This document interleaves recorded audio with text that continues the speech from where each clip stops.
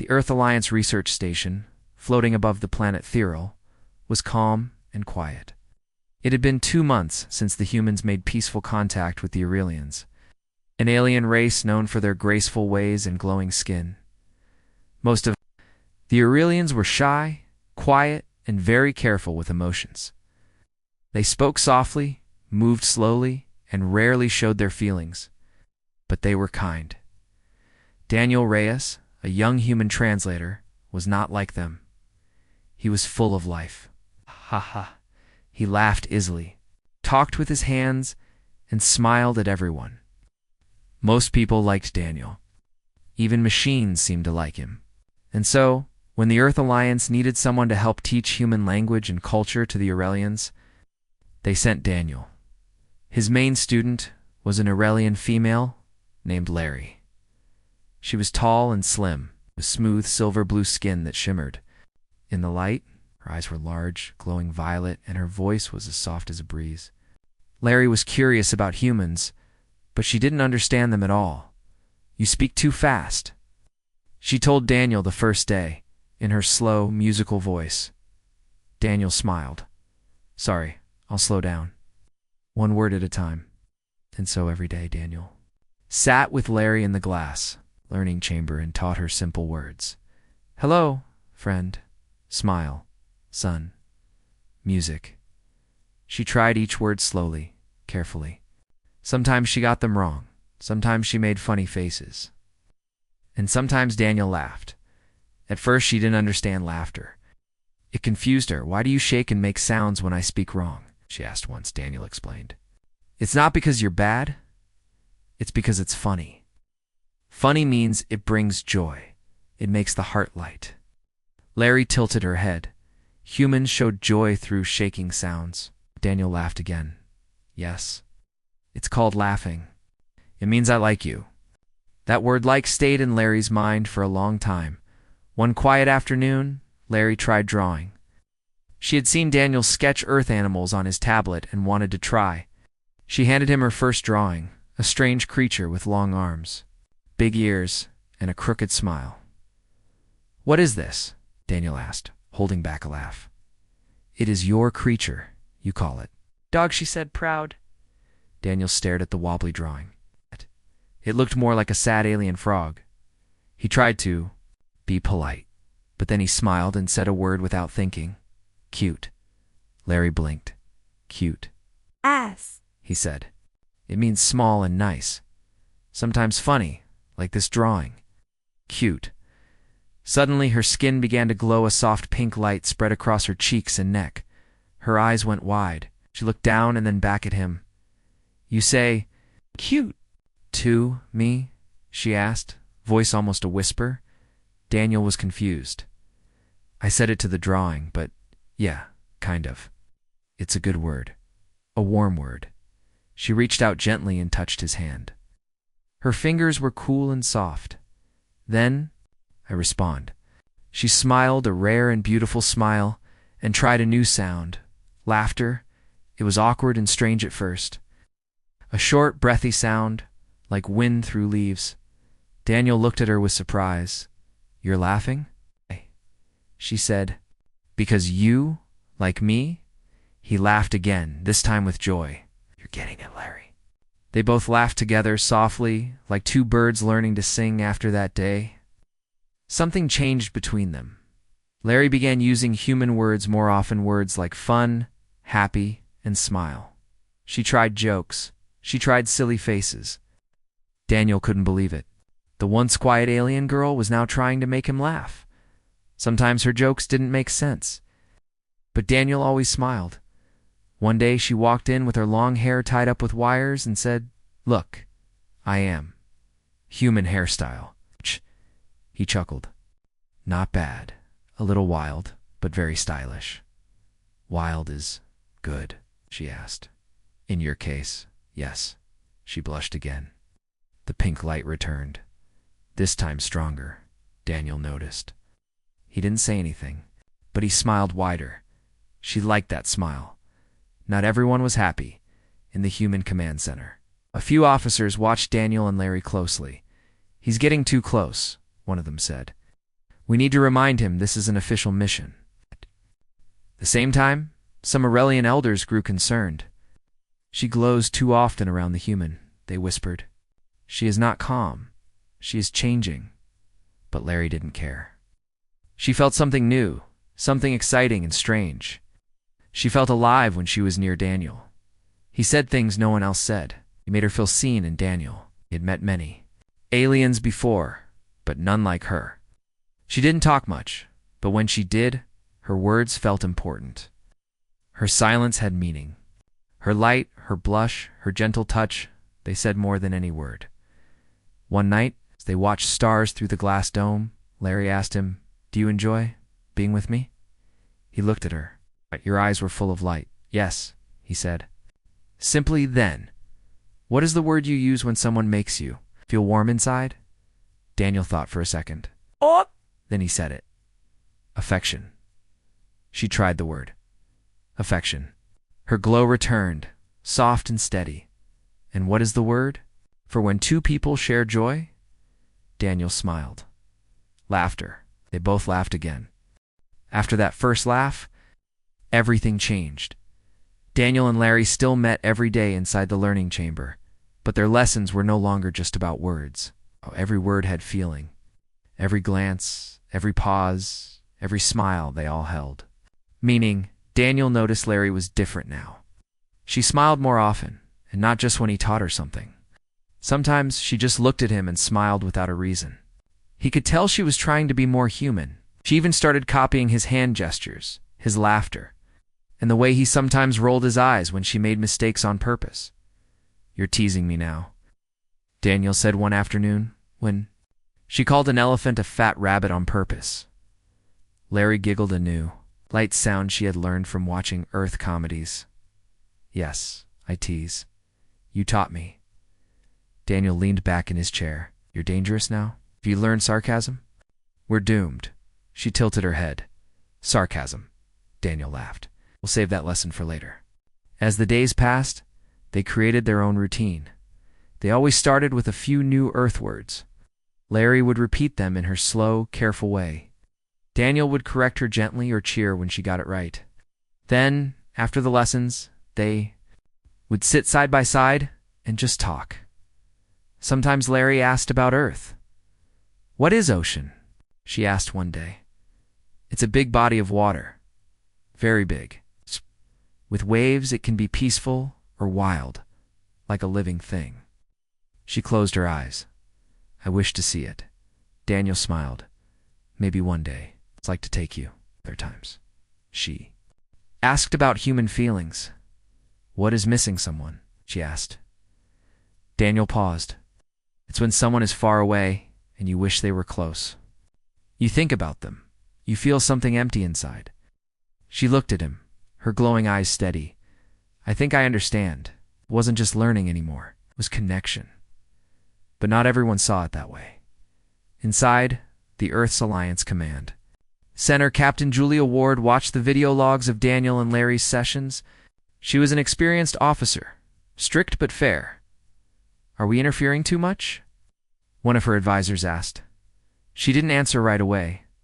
"He's not crossing any lines yet, but the girl is clearly ... attached. Should we pull him out?" "Not yet. Let's see where this goes. Maybe there's something we can learn from it." On the Aurelian side, things were also changing. Elder Kayvon, a tall male with dark purple skin and glowing golden eyes, spoke to Larry after her session. "Are different," he said. "You shine too, easily. You laugh too loudly." Larry stood tall. "Is that wrong?" "It is unusual. You are close to the human. He shows kindness, he teaches without judgment, brings light to the lessons." Kavon's eyes narrowed. "Be careful, Larry. The human world is filled with strange ways. They do not feel like us." "I know," she said. "That is why I want to understand them." Back in the learning chamber, Larry tried a new trick. She brought Daniel a gift. It was a smooth, round stone with a glowing pattern. She placed it on the table with care. "What's this?" he asked. "A bonding stone." It means shared trust. In our tradition, I offer it to you. Daniel picked up the stone and looked at it under the light. It shimmered with soft green and gold colors. He turned to her. You trust me that much? Yes. He nodded, touched. Then I accept. She smiled and placed her hand gently over his. Their fingers stayed there a little longer than usual. That night, Daniel couldn't sleep. He sat at his desk, reading through his journal. He flipped through old pages words he wrote when he first met her. She speaks slowly. She is afraid to make mistakes. She doesn't understand jokes yet. She tries so hard. I admire that. Now, the newest page said, she made me laugh so hard today I dropped my tablet. She said her favorite Earth word is warmth. I think mine is now Larry. The next day, Larry walked into the chamber with a serious expression. She didn't smile. She didn't tease. Daniel noticed right away. Hey, what's wrong? I was warned, she said quietly. Hey, some of my elders say I must limit time with you. His heart dropped. Why? They say I am changing, that I glow too much. Daniel let out a breath. Do you think that's bad? Larry looked down. I do not know. But I do not want to stop seeing you. Daniel smiled gently. Then we keep going, until someone truly stops us. Looked at him, her eyes wide. You would continue? I would, he said. She leaned forward, whispering, then teach me another word. He thought for a moment, then said, hope. She tried the word hope. It means, even if things are hard, you believe they will get better. Repeated it softly. Hope. Later that afternoon, Daniel invited her to his quarters, a rare offer. She hesitated but agreed. When she entered, she looked around in wonder. There were earth books, posters of cities, a music player, and tiny plastic animal figures on the shelf. What are these? She asked, picking up a small lion. Toys, models of animals. I used to play with them when I was little. Now I keep them to remind me of home. She held the lion carefully. This one looks brave. Daniel smiled. Yeah, it is. She placed it back and wandered to the window. Earth's sun, distant in this part of space, was still visible as a soft golden glow. Do you miss your planet? She asked. Every day, he said. Then why? Stay here? He turned toward her, 'cause someone here makes it feel less far away. She turned to him, blinking slowly. Her skin shimmered pink again before she left. She looked at the bonding stone on his desk. It shines brighter. She whispered. He looked at it. The glowing pattern had indeed shifted slightly. What does that mean? He asked. It means our trust is growing. As she left, Daniel felt something strange in his chest. It was soft. It was heavy. It was good and scary at the same time. It wasn't just friendship anymore. He didn't know what it was yet, but he didn't want it to end. Meanwhile, deep inside, the Aurelian council chamber, Elder Kayvon spoke to the others. She has chosen him. We must act before the bond becomes too strong. What can we do? Another elder asked. There is one way, Kayvon said coldly. We call her home. Daniel waited inside the learning chamber, the same place where he and Larry had shared many laughs, stories, and lessons. But today the room felt cold, empty. She was late. He checked the time. 10 minutes had passed. Then 20. Missed a session before? Worried, Daniel walked to the main terminal and sent a polite request to the Aurelian quarters. Is everything okay? Larry didn't arrive for our meeting. A short reply came from one of the elder aides. Larry will not attend today's session. She has been called back to Aurelian High Council. Do not attempt contact. Daniel stared at the message. His heart sank. He read the words again. Called back to Aurelian High Council. That meant only one thing: they were sending her away too.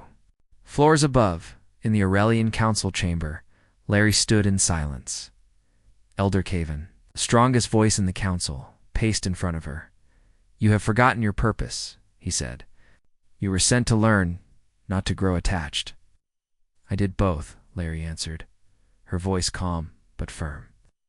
And what I learned is worth more than just words. Then what have you learned from this human? She looked down, then up again.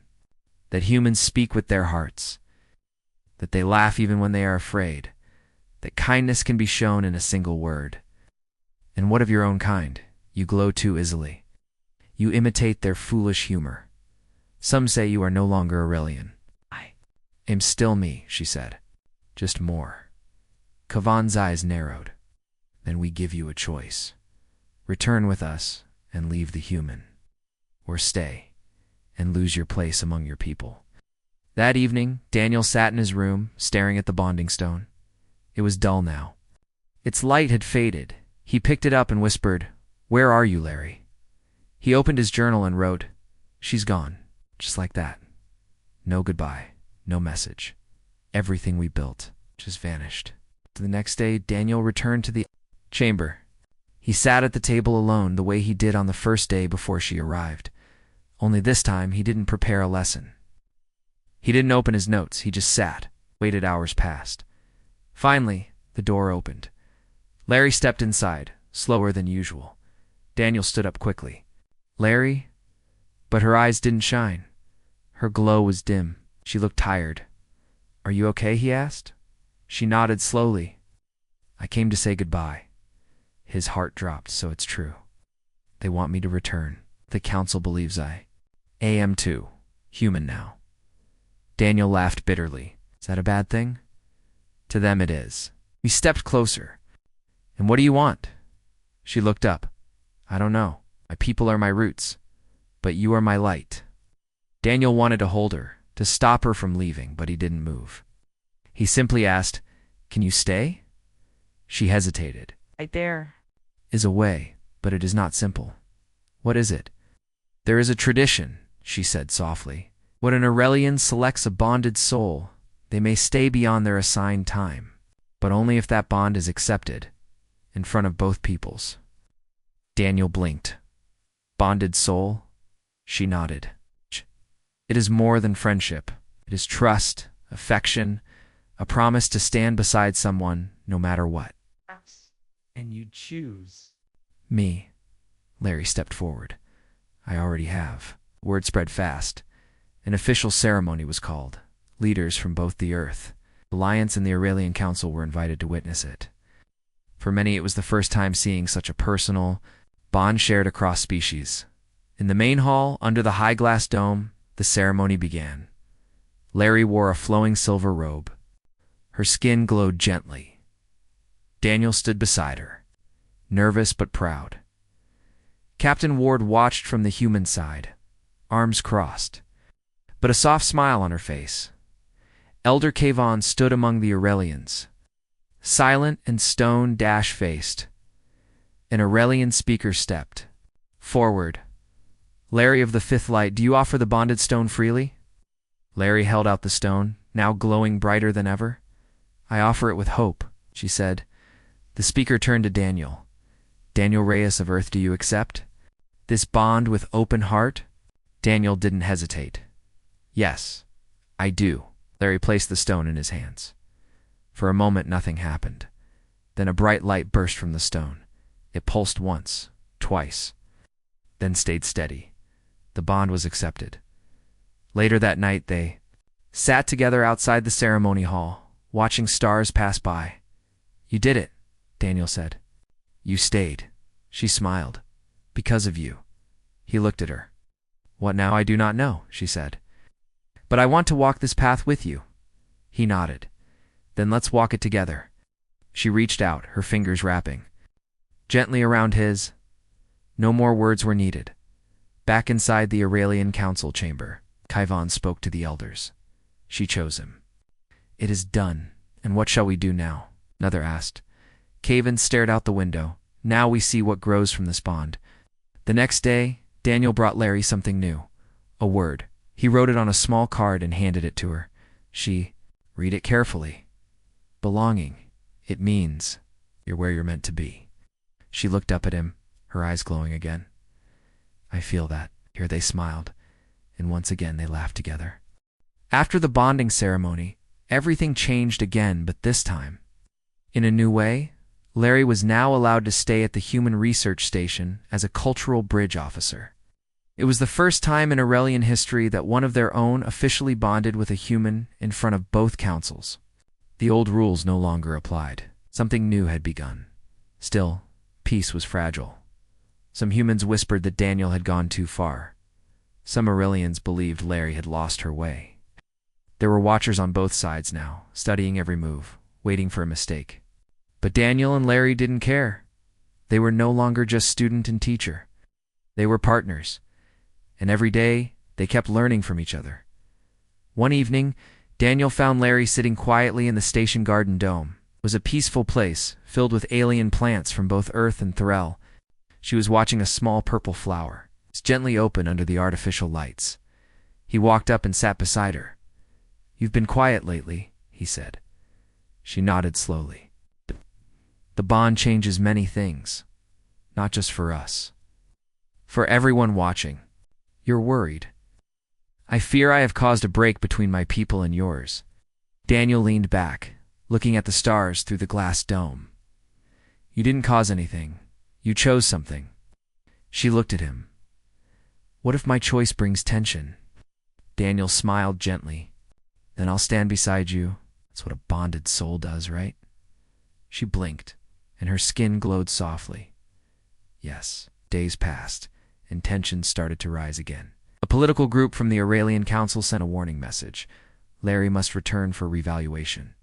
Her bond with the human has not been properly tested. Her decision may be voided. When Daniel read the message, his hands shook. They wanted to tear this apart. Captain Ward called him to a private meeting. "You've done well, Daniel," she said. "You've built trust with someone who barely knew our language 2 months ago. But now, we need to be careful. You're not sending her away, are you? Not yet. But if the Aurelians pull back and things fall apart, we might not have a choice." Daniel left the meeting angry. He went to Larry.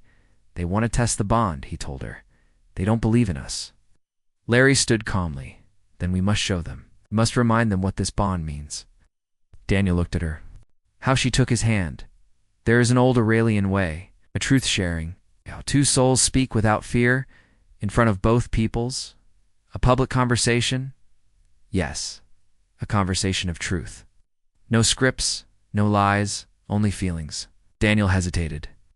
"Are you sure, yes?" she said. "But you must choose the first word." He thought for a moment, then smiled. "I know the word." The station's main hall was filled again, just like during the bonding ceremony. On one side sat the humans, scientists, soldiers, officers. On the other side stood the Aurelians, glowing and graceful, quiet and curious. Daniel and Larry walked to the center.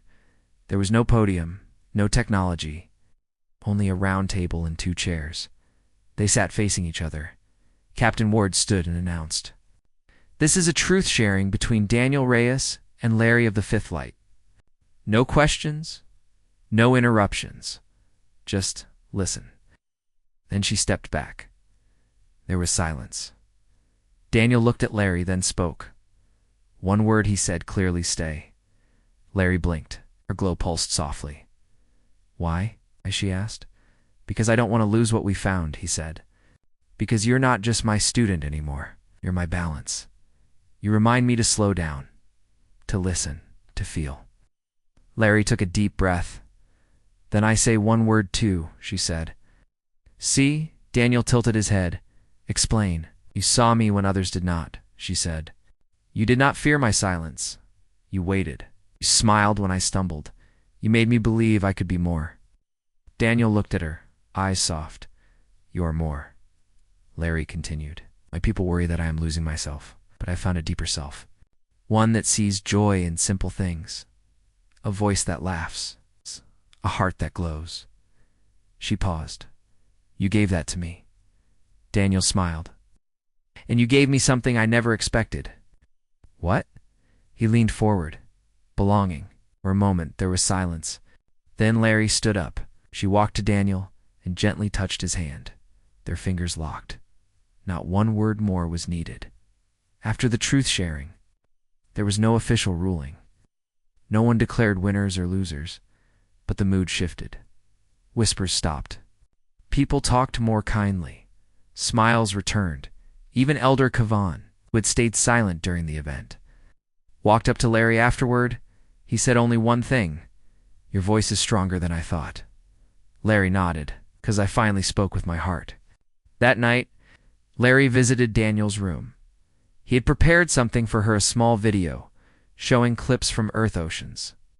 Forests, snowfall, children laughing, fireworks lighting up the night sky. She watched with wide eyes. "It's beautiful," she whispered. Daniel turned to her. "One day I'll take you there." "I hope so," she said softly. "But even if I never see Earth, I've already seen what matters." "What's that?" She looked at him. "Kindness, connection, and you." Daniel's chest tightened. His throat was dry, but he smiled.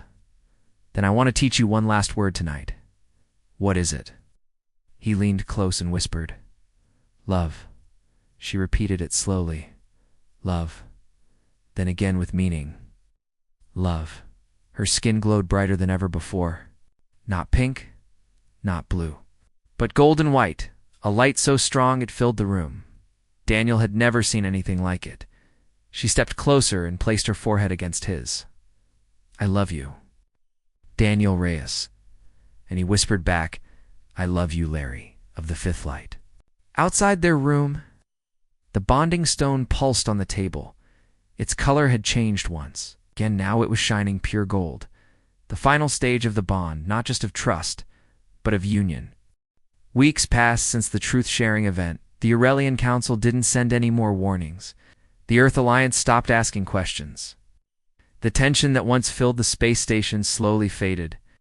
Where there was once doubt, there was now respect, all because of two people, one human, one alien. One bond. Daniel and Larry had become more than just symbols of peace. They were living proof that understanding was possible between worlds Vaughn, if it started with a single word: inside.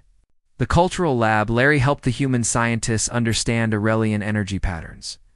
She taught them how her people glowed with emotions, how every color had meaning. She spoke with confidence, and the humans listened. Daniel smiled as he watched her work. She had changed so much. No longer shy, no longer silent, still graceful. Stronger. He remembered the first time she struggled to say hello. She was explaining complex ideas in perfect Earth standard. Later that day, she joined him for their usual evening walk through the garden dome.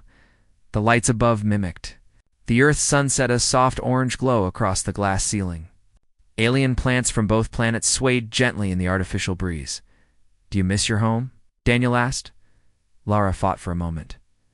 "I miss my skies, my people, but I don't feel far from home anymore." He nodded. "I understand." She turned to him. "Do you?" He raised an eyebrow. "Do I what?" "Do you miss your home?" Daniel looked up at the ceiling, imagining the blue skies of Earth, the sound of ocean waves, and the feel of real sunlight on his skin. "Sometimes," he said, "but I've never felt more needed than I do here." She smiled. "You are needed by me." They sat down on a bench near the glowing flower beds. She pulled something from her. Wrote another bonding stone. But this one was different. Smaller, whiter, and shaped like a ring. Daniel blinked. "Is that what I think it is?" Larry nodded. "In our culture, after a bond is fully accepted, we offer a soul ring. It means I choose you again forever." He stared at her. "You're proposing to me?" She tilted her head. "That's the human word. Yes." He laughed. "Yes, it is. And your answer?" Daniel reached into his own pocket hand, pulled out something small, a handmade metal ring with a glowing stone in the center. He smiled. "I was going to ask you the same thing." Larry's glow pulsed brightly deep pink and gold. She laughed softly. Then our hearts spoke the same word. They exchanged the rings under the star-like ceiling. No big ceremony, no speeches, just one human, one alien, and one shared promise. News of their union spread across human and Aurelian communication channels. It was rare, strange, but surprisingly well received. Some scientists said it was the beginning of emotional diplomacy. Others, simply called it the Laughing Bond. Both Earth and Thurl began new programs to bring young minds together, humans and Aurelians learning side by side. Jokes became learning tools. Kind words were studied. Even blushing became a subject of research. And Daniel and Larry were invited to speak at the Interstellar Peace Conference, the first ever joint event between Earth and Thurl. They traveled together to a neutral planet station, where leaders from many species gathered. Larry stood before them all, glowing softly, calm and proud. "I was once silent," she began. "Afraid to speak? Afraid to feel?" She turned toward Daniel. "Then a human said one word to me. They called me cute. I did not know the word, but I felt its meaning." The audience chuckled gently. She continued. "That one word opened a door. I walked through it, and I found laughter. I found friendship. I found love." Daniel stepped beside her. "We didn't plan this," he said. "We didn't expect this. But it happened because we chose to listen, to be patient, to laugh." The crowd, humans, aliens, and other species stood in quiet applause. It wasn't loud, but it was full of meaning. After the conference, Daniel and Larry returned to the research station. They moved into a new shared living unit, a mix of human and Aurelian-designed curved walls, glowing lights, earth books on one side, floating stones on the other. Larry hung a small sign near the door. It said, "One word changed everything." Daniel laughed when he saw it. "You've become poetic." "I learned from you," she said. He looked at her. "Do you ever regret bonding with a human?" She shook her head. "Never. Even when I make terrible jokes?" She smirked. "Especially then." They laughed again. It was the same laughter from their very first real moment together. Simple, honest, shared. Months later, Daniel sat at his desk, writing his final log as a language officer. Her first word was hello. Mine was cute. Since then, we've spoken thousands of words together. But the ones I remember most are the quiet ones, the ones whispered at night, the ones full of meaning, the ones that made her blush, made both of us laugh. He closed the journal and placed it on the shelf. Larry walked in, holding 2 warm mugs, one with earth tea, the other with Aurelian nectar. "Are you done?" she asked. He nodded. "Yes, no more lessons to teach." "Then we begin the next story." He raised his cup to the next word. She tapped her mug against his. "Together." And together they sipped, smiled, and laughed.